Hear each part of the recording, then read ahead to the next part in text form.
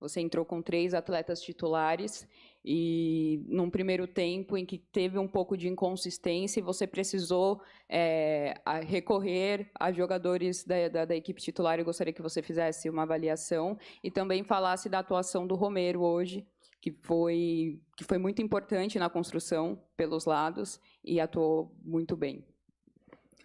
Uma coisa que não é novidade eu fazer isso aí, eu já fiz algumas vezes, né?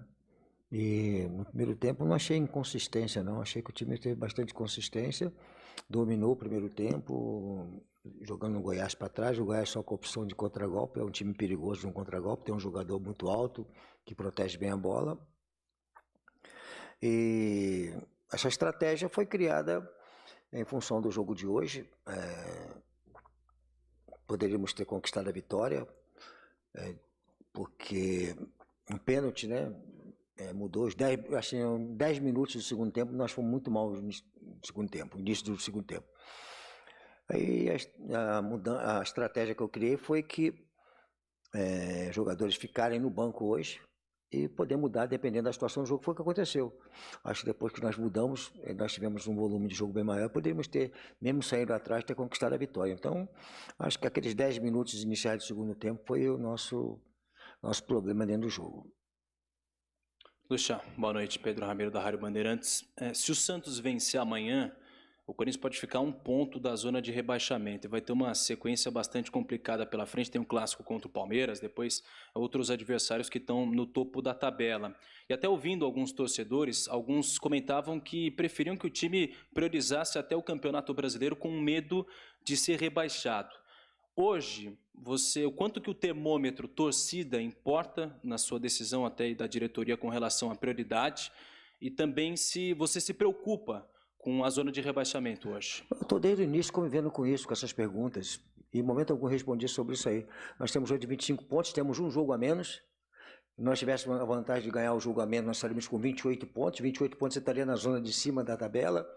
Então essa pergunta vai sempre existir. Desde o início eu estou convivendo com ela. Então não vai mudar o meu pensamento. Lucha, aqui, boa noite. É claro que o Corinthians não confirmou ainda, mas tem um grande jogador na sua defesa, que é o Murilo, que é um jogador que chama atenção, que é um cara que você deu oportunidade. Queria que você falasse um pouquinho dessa iminente saída do Murilo. E é uma coisa que você já esperava para essa janela, não esperava, dos últimos dias. Importante saber de você. Internamente, que nós temos a informação é de que não tem nada definido. A informação que nós temos é que houve um interesse de um clube e o Corinthians negociando com o clube. Mas fora disso aí, não tem nada definido. Então, ele estava no banco hoje. Se não definir, é um jogador que a gente conta com ele. Se definir, faz parte do processo do futebol. Nós já temos ali, o problema nosso não seria nem um zagueiro, que nós temos 4, 5 zagueiros hoje de alto nível. Delei, boa noite. Marco Belo, Rádio Transamérica. Vou fazer uma pergunta que eu poderia fazer em outro jogo também, não é tão específica do jogo de hoje. O quanto que a fase de um centroavante muda todo o sistema de organização de um time, o sistema de jogo do time, uma fase boa, uma fase ruim. Porque eu vou exemplificar, de repente o time fazer as jogadas para tocarem a bola para o centroavante e evitarem chutar a bola de longe, de fora da área, por exemplo, e em outra fase do atacante, de repente o time jogar mais coletivo. Não consegui entender. Vou simplificar, o quanto que a fase de um centroavante muda o sistema organizacional da equipe? Má fase ou boa fase? O esquema não muda, nós estamos trabalhando em equipe e as situações de lado de campo, de atacar o espaço com o atacante, de preparar a jogada para ele, está sendo feito. E a fase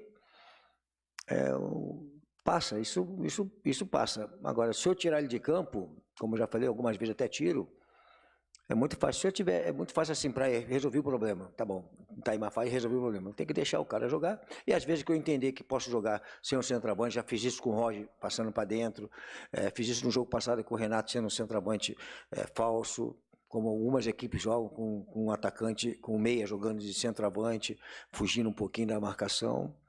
Cara, eu acho assim, não é o centroavante. Eu coloco sempre a nível de equipe, né? Às vezes é o zagueiro, às vezes é o centroavante, às vezes é o meia, que passa um momento ruim, e nós temos que fazer a coisa continuar.